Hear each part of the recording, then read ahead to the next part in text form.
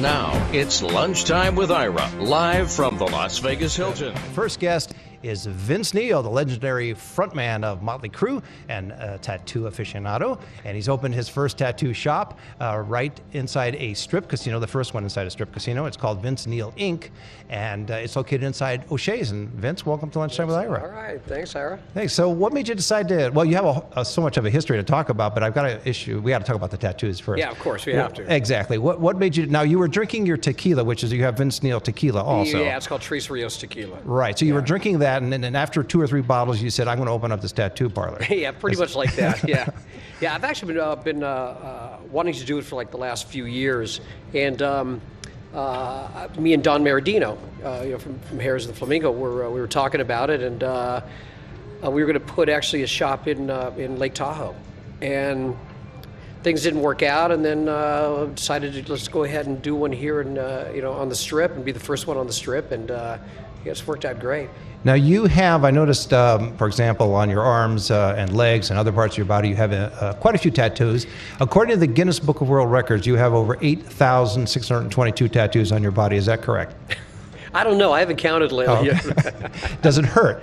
They all hurt. If anybody tells you that it doesn't hurt, they're lying. So that's great. So you're actually honest about it. And that people always say, "Well, no, it's no big deal. You go in there, but it is a little bit of pain." No, it definitely hurts. It gets your attention. Now, I just want to show our audience that I went into Vince Neil Inc. And if we can just show this for just a second here.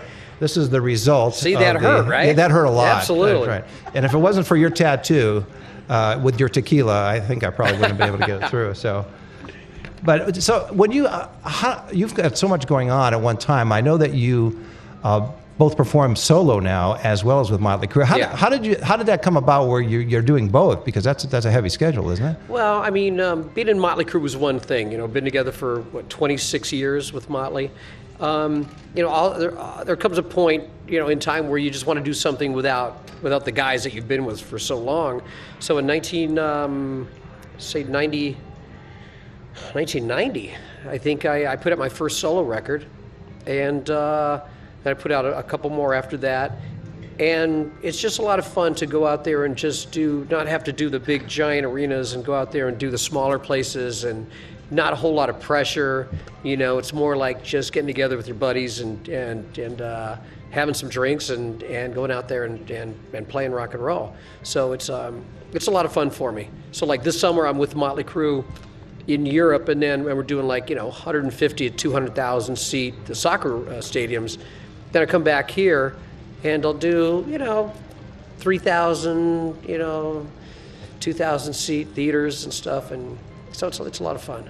Do you ever think about when you're performing in the soccer stadiums that there'll be a Motley Crue riot, because they tend to do that in soccer stadiums? No riots. No riots. Okay. Despite the crowds. Despite the crowd. That's absolutely. Now you've been traveling all over the place. What's your favorite place when you are traveling? As a performer, obviously you probably like to get away. You can't even get away on a cruise because you'd be also perform on a cruise, but yeah. How do you do that? The cruise is actually cool. The cruise, you're kind of stuck there. Yeah.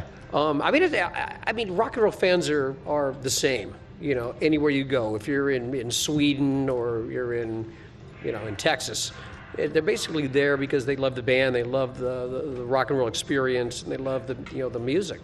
So it's pretty much the same. But I love playing in the U.S. more than anything, just because I can talk to them. That's true. Yes. It's hard to be in Japan, and the only things they say, you can say are F yeah, and that's all they know. But English being more and more a world language, eventually you guys can tour over there and they'll be able to understand more of what you're talking about, perhaps. They know the music, but it's just that the banter in between songs, right. There isn't That's any. the tough part. Yeah. So you were born in Hollywood. You grew up in Compton, which fascinates me. I come from Southern California, so you must have been the sole rocker in that. I was the first homie. Yes, exactly.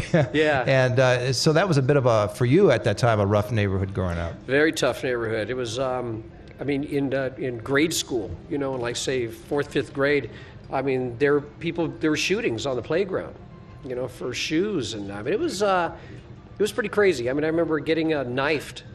I was waiting for the ice cream man. I had 35 cents, and I got knifed. A guy slit my face open for the 35 cents. Tough crowd. Tough crowd. Yeah. Do you think that helped you in your rocker career? I don't know about that. Once I got out, it helped my rocker career, but it was one of those places you just don't want to go back to. Decide out.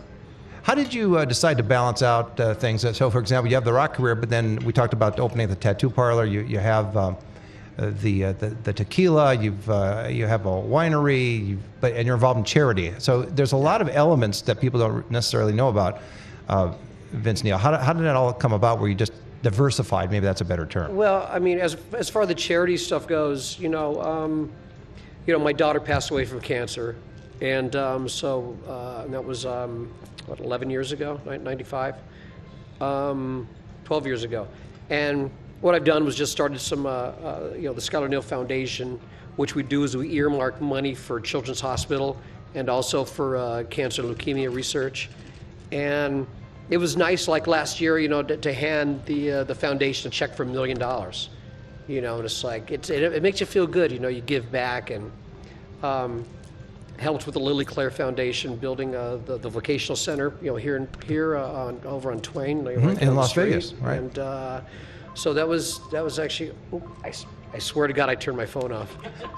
It's probably the tattoo parlor calling, wanting to know when you're going to schedule another one. This may be a first for our show. It may be for me. Do you want to answer it on air or?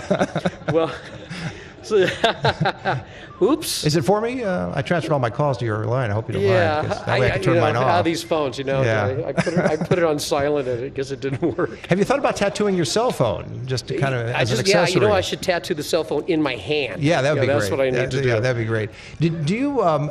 What I find interesting about you is that you're a rocker, but at the same time you do have that other part of you. And we talked about charity. A lot of performers, whether they're rock performers or other kind of rockers, are not necessarily outward directed. They tend to be somewhat focused on, and to some extent justified their career, and that's it. But clearly with your involvement in charity, and we talked a little bit about it, that's a kind of I think a more of a rare approach for most performers. I try to stay involved with charity because it's a way to give back. You get so much as an entertainer, and if you don't give back, I mean, for me anyway, you just don't feel right. It's you got to help out, and I love to raise money for people and for different things, and you sleep better at night. You're right. It's a good thing. Yeah.